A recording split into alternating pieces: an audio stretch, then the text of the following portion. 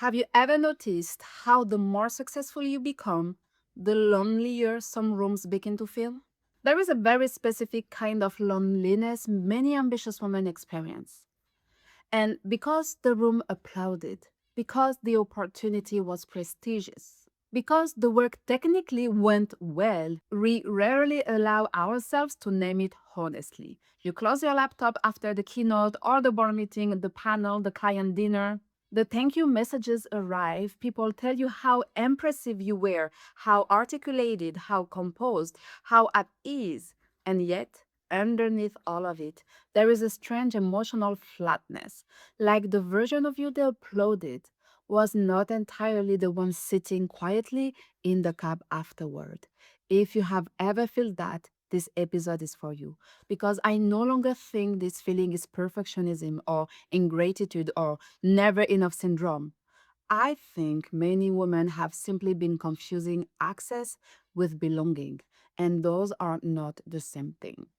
There is a version of me that knows exactly how to enter a room, and Washington was one of those rooms. I had been invited to give a talk, a version of a talk I had already given before. I changed a few lines on the plane, I changed the dress after I arrived at the hotel. And this is the part that matter, the calculation. The calculation that happened before I was even fully conscious of it. Which version of me will require the least explanation in this room today? You probably know this calculation too. Not necessarily with a dress, maybe with tone, softness, or with restraint, with how sharp you allow yourself to sound, or with which part of yourself you lead with first. The talk went well, exactly as it was supposed to go. Afterwards, a woman I respect very much hugged me and said, "You looked so at ease." I smiled, I thanked her, and I went back to the hotel. And I sat there thinking about what at ease had cost because she had read me perfectly, but she had read the version of me I had built for the room. Do you notice the difference, the soft difference? You can be deeply understood in a room that was never designed to know you. In the previous episode, I talked about something I call the passport strategy, the unspoken contract many women sign early: excel, adapt, deliver, be legible to power. And the strategy works. It gets you into rooms, it created access, it builds opportunity. But what I realized recently is this: I had spent years unconsciously expecting access to eventually become belonging. And the rooms were never designed to deliver that. The rooms received my work, my contribution, my preparation, my professionalism, but they did not necessarily know me. And that realization changed something profound for me because many ambitious women are not exhausted from success itself. They are exhausted from waiting for achievement to produce emotional intimacy it was never built to create. The gap, the loneliness I'm talking about, the loneliness many ambitious women feel is not always personal. Sometimes it's structural.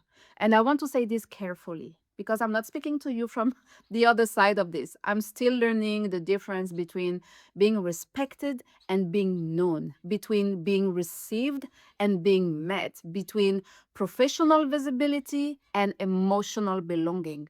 And maybe you are too, because eventually many women reach a stage where the success they worked incredibly hard for no longer answers the emotional question underneath. Not because the success is meaningless, but because the need itself has evolved. You didn't want just access, you wanted resonance, recognition, connection, belonging. And those things cannot be earned purely through performance. And this is where most of us are confused. There is something very specific I want you to notice this week. Notice where you are translating yourself. Not theoretically, practically. Where do you soften your honesty? Where do you perform ease? Where do you become professionally digestible? Where do you leave rooms feeling understood but emotionally unseen? Do not judge yourself. I just want to see it clearly because awareness changes the relationship. And many women have spent years adapting so automatically that they no longer recognize the adaptation while it's happening. There is a major difference that it took me 15 years to understand, and I want to help you understand earlier. Access is a transaction, belonging is a relationship. That sentence changed something for me forever because for years I quietly expected excellence to eventually produce belonging. I thought if I worked hard enough, became articulated enough, successful enough, impressive enough, the room would eventually turn around and say, "We see you, not just your work, you." But excellence was never designed to do that. Excellence brought access, it opened doors, it created movement, it created opportunities. But belonging requires something entirely different. And I think many women are beginning to realize that the loneliness they feel is not failure. It's the emotional distance between the life they optimized for and the life they actually wanted.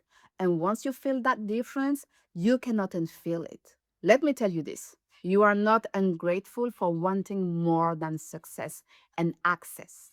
I felt so guilty to wanting more. But at the end of the day, we are a human being.